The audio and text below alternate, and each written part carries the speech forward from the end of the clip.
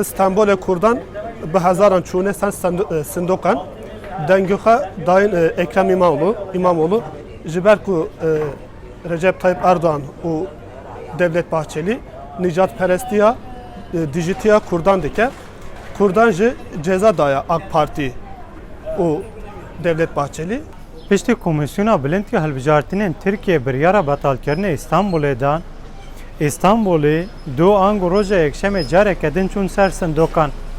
İstanbulliyan weke bajarvanên nû berbijara İttifaka Millet Ekrem İmamoğlu hilbijart.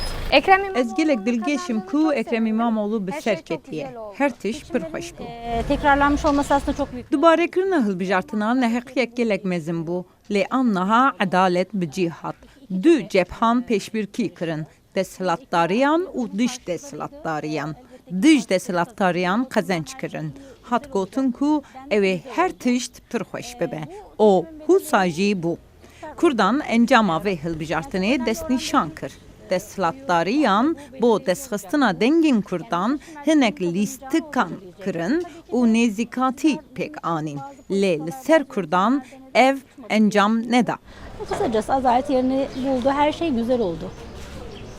Di Sûriyeke adarê hilbijartinên xwecihiyên İstanbulê de berbijara İttifaka Millet Ekrem İmamoğlu ji berbijara İttifaka Gel Binali Yıldırım 13,000 deng zêdetir standî bû.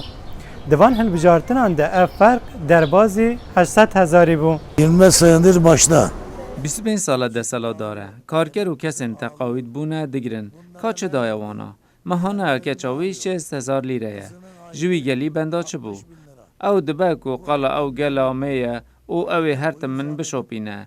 Lê rew çi newere ye. Ji vir ve ew ê her tişt biguhere. Gel huşyar bûye. 200.000 çünkü Encamek 800,000 ji ber ku gel ramanên baştir nêzîkî CHP bûne derketiye holê. Ekrem İmamoğlu gelek sozên baş dane gel. Gel jî baweriya xwe bi wî hanî û dengên xwe dawî. û ez sêvî dikim ku sozên xwe bicihbîne. İmamoğlu'nun kazanmasının sebebi şu. Li gor min sedema serekeya serkeftina İmamoğlu hezkirina ji gel bû. Min jî dengê xwe bikaranî û dema borî ferqek 13,000 hebû. Lê ev bû zêdetirî 800,000. Ez bawerî vê dikim de her tişt pir xweş bibe. Geçen seçimlerde oy kullandım. Di hilbijartinên borî de ez neçûm ser sindûqê, lê vê carê ez çûm û min dengê xwe da. Serkeftina İmamoğlu serxêrê bibe. Ez hêvî dikim ew ê xizmetên baş bike.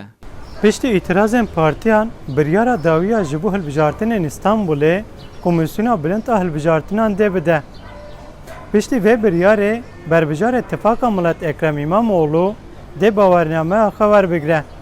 Min Botanî, Deng Amerika, İstanbul.